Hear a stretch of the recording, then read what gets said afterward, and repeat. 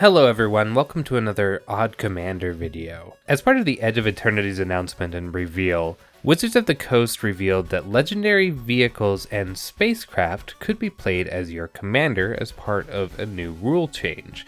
We've seen the likes of Shurikai in the past being an all-star commander option, so this got me thinking, which of the 21 legendary vehicles that have been newly granted commander status have the greatest potential? And what about the other vehicles that aren't legendary? Are any of them good options for a commander, even though they aren't technically legal as commanders? First off, what's so great about running a vehicle commander? There are a couple of pros and cons that I want to address because I think it's important when we're designing these decks to think about kind of the limitations and the benefits of having an artifact in the command zone. First, they're not creatures unless we make them creatures. This makes it so people who are only prepared to answer against creature commanders are going to have a harder time answering against your commander. In addition, they get around board wipes that destroy all creatures if you haven't crewed them that turn.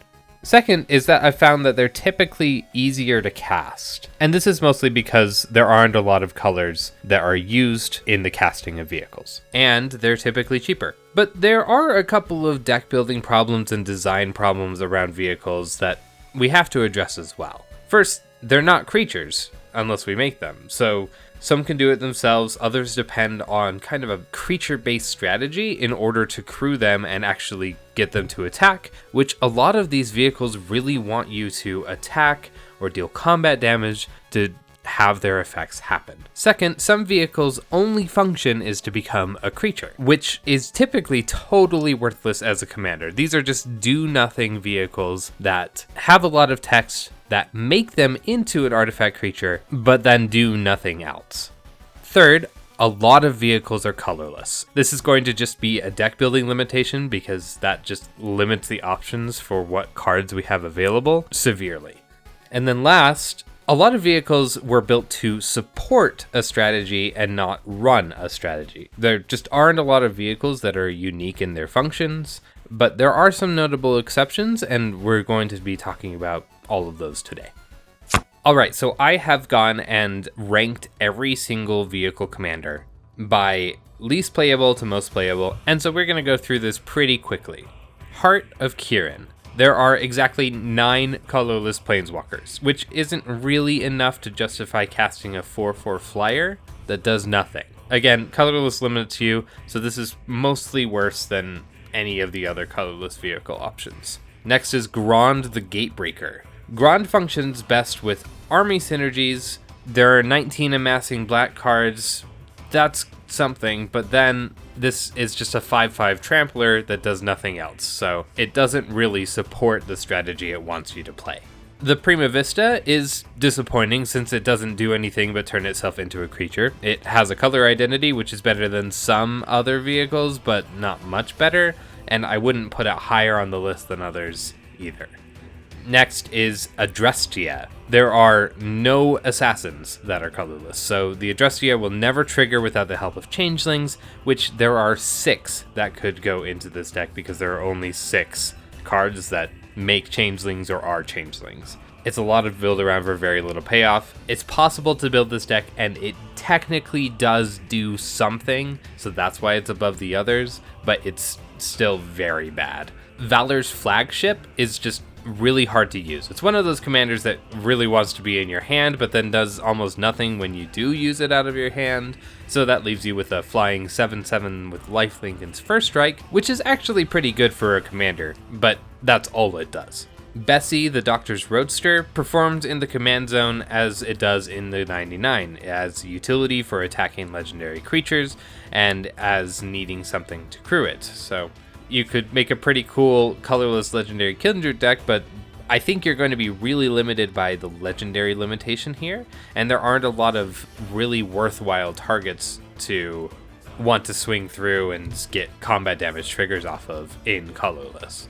Sky Sovereign, Consul's Flagship, does something when it ETBs or attacks, so this is kind of a Voltron build that works semi-well. Problem with Voltron, though, is that you're pretty limited in colorless. You have equipment, but equipment doesn't stay on the commander because it turns it into an artifact at the end of the turn.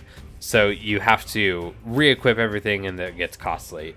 And then there just aren't a lot of enchantments or instants or sorceries that can really pump that up. So you've got to rely on other artifacts pumping up your commander, which is only going to do so much. So I'd say there is a deck here, but you're going to have to fight really hard to build it. The last ride is like having Death's Shadow in your command zone, except it doesn't die when it hits the battlefield because it's not a creature unless you make it. It has an ability that lets you pay mana and lose life to draw cards. Death's Shadow is hard to pull off in Commander. You have more opponents and each of them has more life in Commander, and even with Commander damage you still have to do 63 damage in a 4-player pod, so really the only benefit of the last ride is the card draw, which is pretty good on this Commander. And if you make some sort of a black value deck, or really go any direction with black, this can help you keep cards in your hand. And in addition to that, it only costs 1 mana. So there are a lot of pluses, there are a lot of minuses with the last ride. I would say it's just typically a little bit too hard to build with this commander. Parhelion 2 is a classic vehicle to cheat out in Greasefang decks. 8 mana in the command zone is a really hard sell for any commander, but at least it has a color identity, it does something every turn, and it can support kind of this angel token strategy, which could work pretty well. RMS Titanic is a one-trick pony. It makes treasure tokens when it hits something, but that's all you need to do to make a ton of mana and really pop off in red. If you have a whole bunch of mana in red, you can definitely do something with it. You could use your turn to pump it up, send it to someone, and send your second main performing spell slinging, miracles, and slinging burn spells. So lots of potential for this commander. It requires very little build around and supplies the mana you need to cast it again if it ever gets removed. Next is Golden Argosy. It has an awesome blink effect, one of my favorite vehicles personally, but we're building around the limitations of colorless once again. On the flip side, there are quite a few colorless creatures that have good ETB effects we can repeatedly benefit from. So I'd say this gives more of an engine and more of a unique strategy than most other decks in the colorless category, but it's still hampered quite a bit because it is in colorless. Next we have the Pridwen Steel Flagship, which is a really cool card. It gives an artifact strategy base and the tokens to provide crewing power and fighting power for your strategy.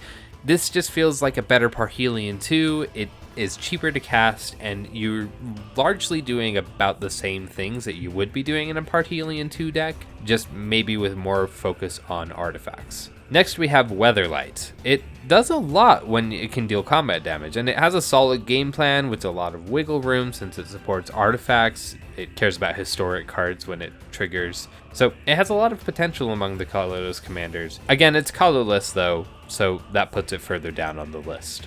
The Lunar Whale, a new one from Final Fantasy, reminds me of the Reality Chip. It has to attack, but it's only crew 1, so I think you could easily make this work for you with kind of a token strategy.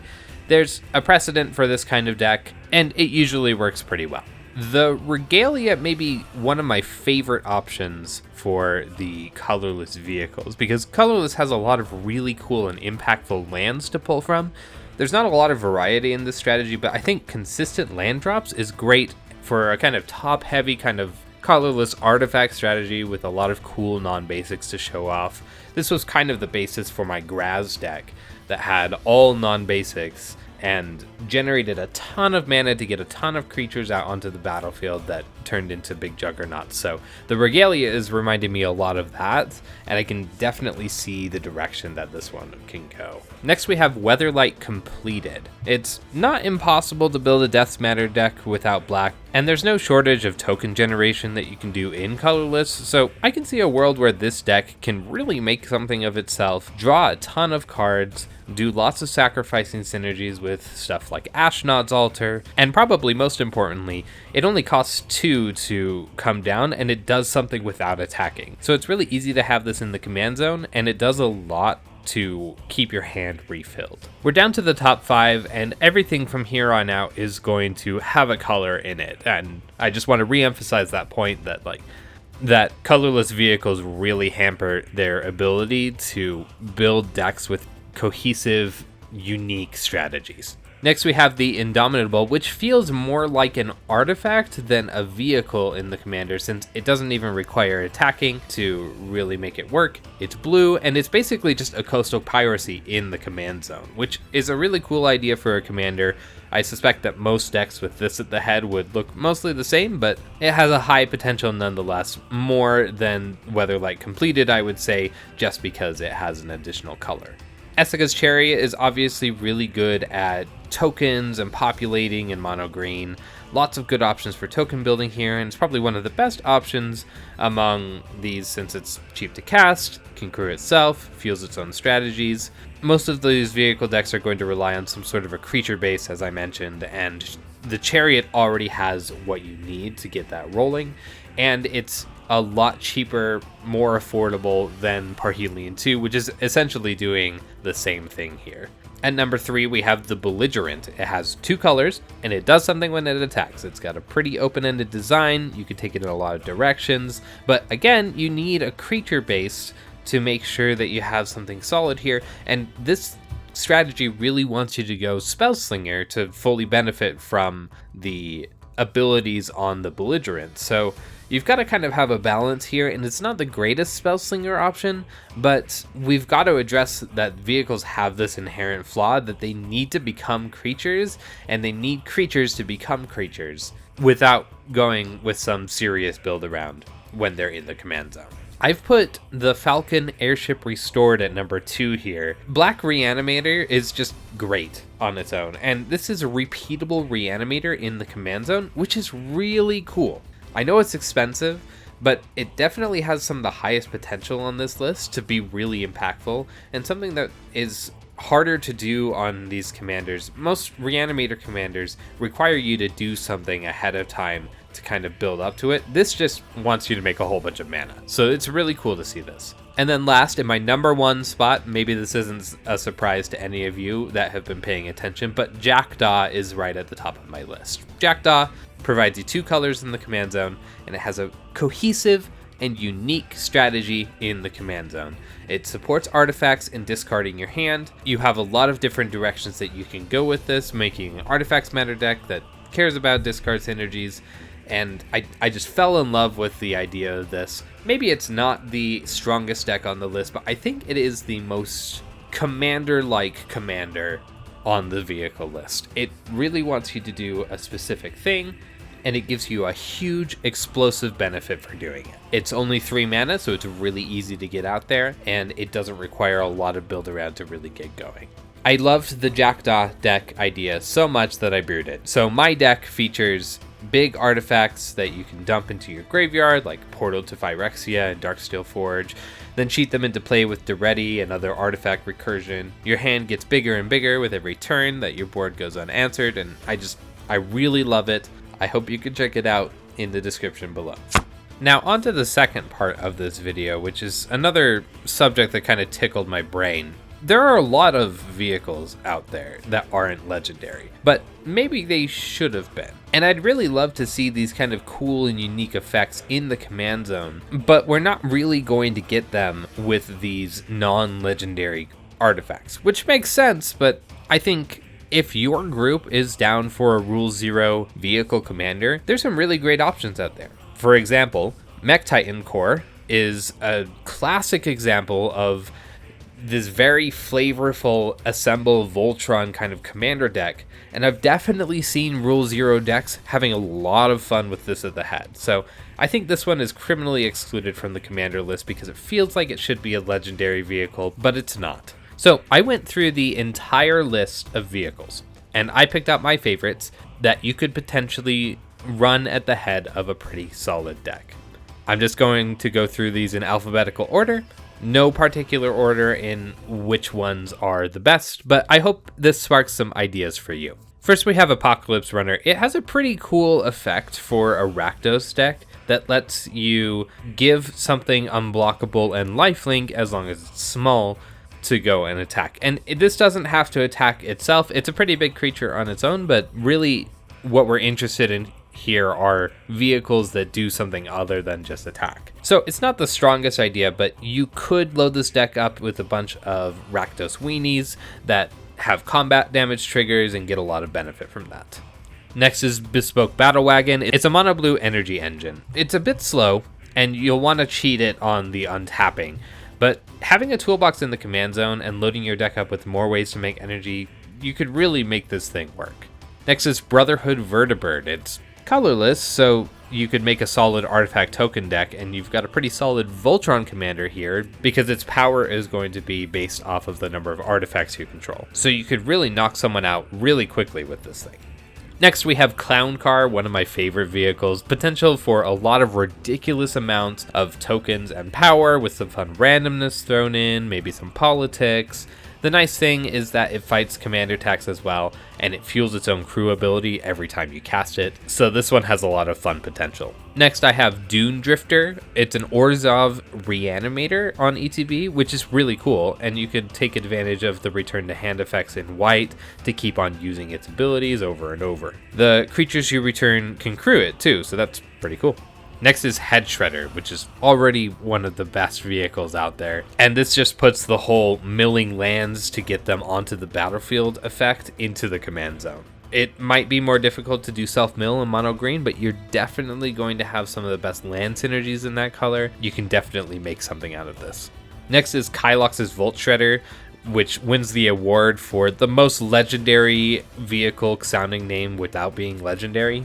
It's a pretty efficient Izzet Spellslinger that comes down cheap and doesn't require a lot to recur the spells, so I think this is a pretty good option. It may be even better than the Belligerent for Izzet Spellslinger headed by a vehicle.